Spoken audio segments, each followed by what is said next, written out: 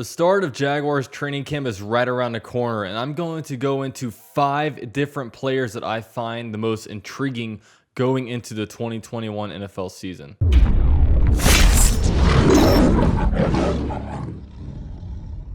Now, one guy I'm not going to mention on this list is Trevor Lawrence. I mean, you guys don't need me to go out here and tell you that Trevor Lawrence is probably more interesting than any player on this team combined, as really any team that really gets a quarterback in the first round, all eyes are going to be on that player. And obviously, we've talked ad nauseum about Trevor Lawrence and how excited we all are about Trevor Lawrence. So I'm going to kind of put him at the side of this video. So I'm going to start off with number 5. The number 5 most intriguing player to me is Tim Tebow. Now, obviously, Tim Tebow was a former Florida Gator quarterback, a Heisman Trophy winner, national champion, and former quarterback in the NFL also.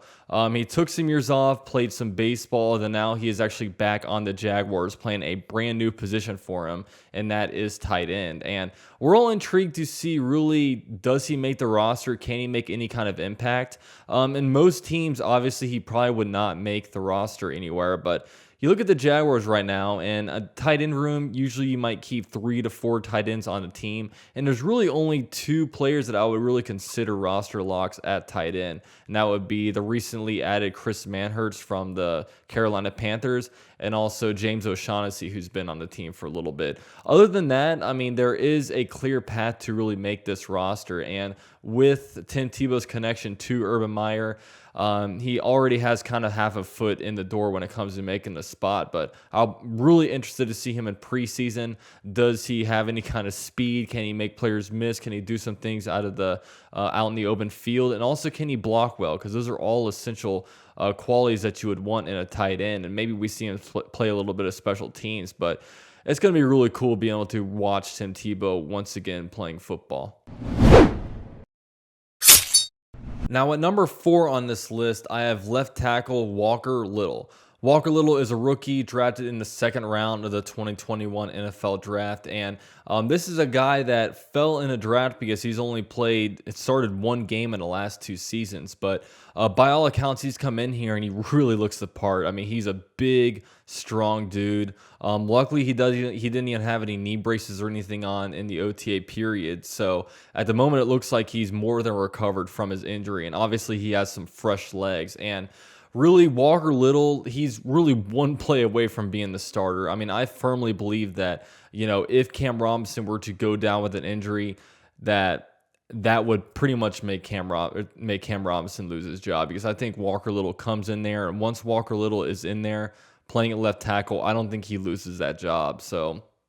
And obviously, this is the 2nd most important position on the offense. This is the guy that's going to be protecting the most important asset on the Jaguars right now, and that's Trevor Lawrence's blind side. So he's a key pivotal role in this. And obviously, we all know that Cam Robinson's days are numbered on the Jaguars as he's playing on that franchise tag. And Walker Little should be the future of the spot. So I'm really intrigued by him. A lot of reports out there are saying that he's just looking really, really good.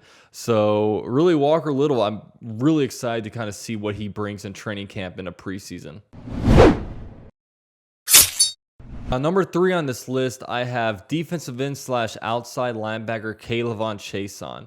Kalen Chastain was drafted in the 1st round of the 2020 NFL draft out of LSU, and him coming in here, it was a little bit of an awkward fit.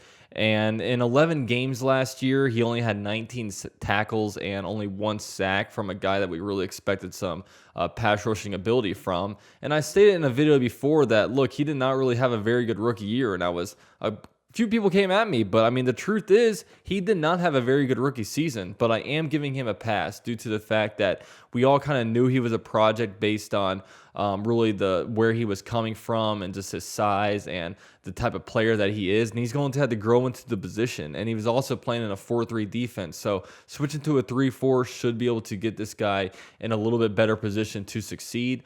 But now I'm really going to start expecting stuff from him. I mean, he's going into his 2nd year. He was a high draft pick. I expect some production out of him, and I'm not saying he needs to have double-digit sacks for me to be satisfied, but I'd at least like him to get maybe 6 sacks, him to come in on third down situations and be able to get some pressure on a quarterback.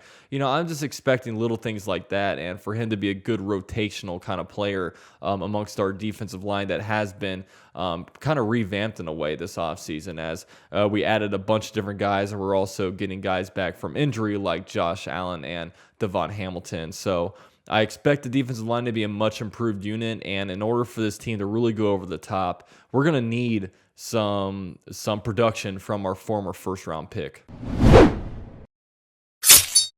Now, number 2 on this list, I have the other first-round pick from the 2020 NFL Draft, and that is Jaguars cornerback C.J. Henderson, the number 9 overall pick in the 2020 NFL Draft out of Florida. And this case is a little bit interesting. I mean, his 2020 season was a little bit up and down. He had some good games, had some bad games. He only played half of the season before getting hurt with an injury. He got put on the IR with a groin injury. He missed OTAs due to a shoulder issue. And I really wouldn't have been worried about him really going into this season. I would have pretty much penciled him in as a starter. But the Jaguars go out in free agency and they sign Shaquille Griffin to a decent amount of money. And that doesn't raise any red flags with me, because that is virtually the same thing that the Jaguars did in Jalen Ramsey's second year, where they went and got A.J. Boye to pair up with him.